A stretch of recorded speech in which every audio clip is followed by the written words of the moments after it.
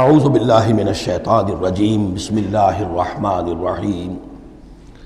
اب یہ آخری رکوع آ گیا ہے سورہ مبارکہ کا۔ اس میں یہ مضمون ایک اور تیکھے انداز میں آ رہا ہے کہ دنیا کی زندگی میں جب انسان گم ہو جاتا ہے تو در حقیقت یہی سب سے بڑی گمراہی ہے اور یہی سب سے بڑا کفر ہے اور یہی سب سے بڑا دجل ہے کہ دنیا نے آپ کو آخرت سے غافل کر دیا،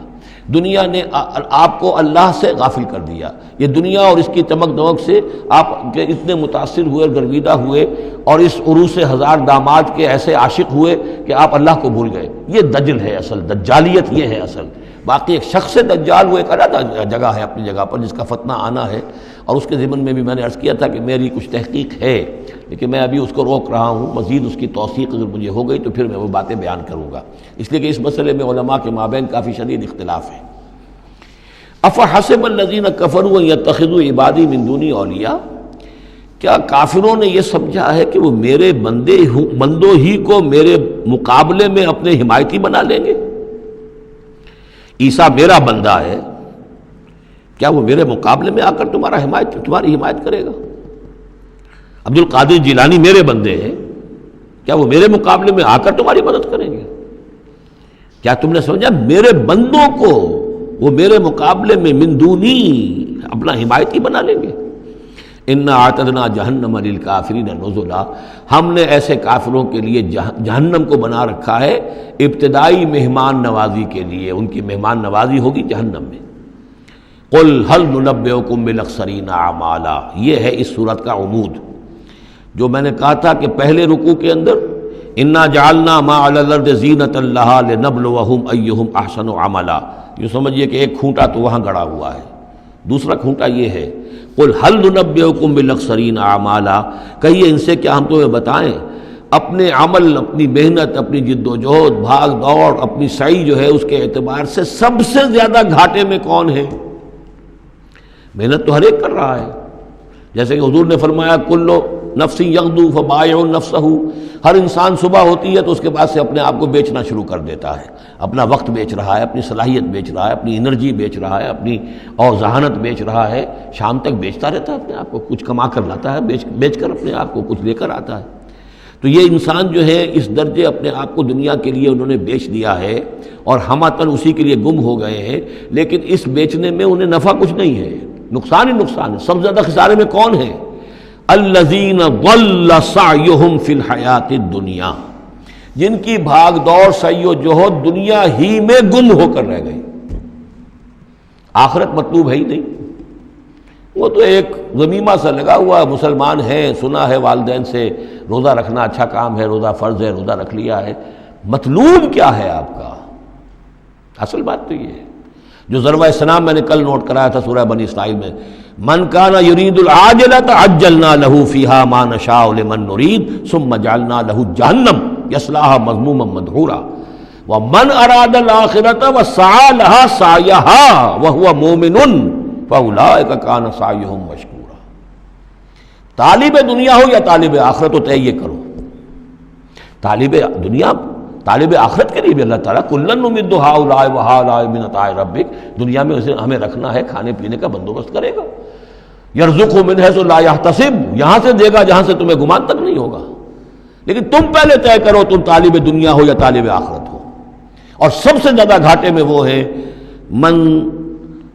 قل هل ننبئکم بالاخسرین اعمالا الذین ضل سعیہم فی الحیات الدنیا وہم یحسبون انہم یحسنون صنعا، اور وہ سمجھ رہے ہیں کہ اب تو بڑے کامیاب ہیں، میری ایک فیکٹری تھی اب میرے 3 مل لگ چکے ہیں، میں نے فلاں یہ تھا میں نے اب اتنی جائیداد بنا لی ہے، میرے اتنے ایسٹس تھے اور سال بسال گنتی کر کے ہم تو کامیاب ہو رہے ہیں۔ وہ سمجھتے ہیں کہ ہم کامیاب ہیں، ہماری محنتیں برابر ہو رہی ہیں، ہماری یہ دن رات کی کوشش جو ہے وہ نتیجہ خیز ہو رہی ہے۔ اولئک الذین کفروا بآیات ربہم، یہ وہ لوگ ہیں جنہوں نے اپنے رب کی آیات کا انکار کیا، چاہے کہتے ہو کہ ہم اللہ کو مانتے ہیں، قرآن کو مانتے ہیں، لیکن حقیقتاً اگر طالب دنیا ہے تو گویا کہ وہ اللہ کی آیات کا انکار کر رہا ہے۔ اللہ تو کہتا ہے اصل زندگی وہ ہے، وَإِنَّ دَارَ الْآخِرَةَ لَهِيَ الْحَيَوَانُ، تم اصل زندگی اس کو سمجھے بیٹھے ہو، تو تم نے کہا اللہ کی بات کی تصدیق کی، تم نے تو اللہ کی بات کو جھٹلایا ہے۔ اولئک الذین کفروا بآیات ربہم ولقائہ فحبطت اعمالہم، یہ جو جھوٹی پھوٹی کوئی نیکیاں کرتے ہو اپنے دل کی تسلی کے لیے، جھوٹے تسلی دینے کے لیے، کوئی مسلی کھلا دیے، کوئی غریبوں کا کام ہو گیا، کوئی کسی کے لیے، یہ نیکیاں ہمارے ہاں قطعاً ان کی کوئی حیثیت نہیں، ان کے سارے اعمال اس قسم کی نیکیاں حبط ہو جائیں گی۔ فلا نقیم لہم یوم القیامت وزنا، تو اس دن ہم ان کے لیے قیامت کے دن جو ہے کوئی ان کا وزن قرار نہیں دیں گے، یا ان کے اعمال کو تولیں گے ہی نہیں۔ اعمال تو ان کے تلیں گے جن میں ایمان ہو،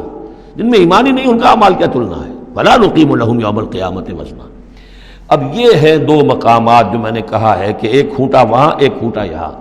اسی لیے ابتدائی آیتیں اور آخری آیتیں سورہ کہف کی، خاص طور پہ دجالی فتنے سے محفوظ رہنے کے لیے ان کو یاد رکھا جائے، ان کو پڑھا جائے، اور یہ کہ اللہ توفیق دے تو ہر جمعے کو سورہ کہف کی تلاوت کی جائے۔ درمیان میں پھر میں نے بتایا تھا زینت کا لفظ آیا، ترید و زینت الحیات الدنیا، کچھ اور آگے چل کر المال والبنون زینت الحیات الدنیا،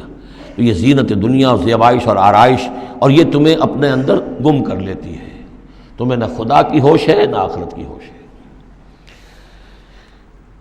ذالک جزاؤہم جہنم، یہ وہ لوگ ہیں کہ جن کا بدلہ جہنم ہے، بما کفروا، بسبب اس کے کہ انہوں نے کفر کیا، واتخذوا آیاتی ورسلی ہزوا، اور انہوں نے میری آیات اور میرے رسولوں کو ٹھٹھا سمجھ لیا۔ رسول آ کر یہ کہہ رہے ہیں کہ اصل زندگی وہ ہے، یہ سمجھتے نہیں یہ ہے۔ مان لیا ہوگی آخرت، چلو دیکھا جائے گا، کچھ نہ کچھ تو ہے نا، کچھ نیکیاں بھی ہم نے کر رکھی ہیں، اور کچھ بہرحال ہمارے بچانے والے بھی ہیں، ہم سب بھی جو ہیں آخر حضور نے شفاعت ہماری کر ہی دینی ہے۔ جیسے یہودی کہتے تھے کہ ہم تو یہودی ہیں، تو ہم تو اللہ کے بیٹوں کے مانند ہیں، چہیتے ہیں، لاڈلے ہیں۔ اب وہ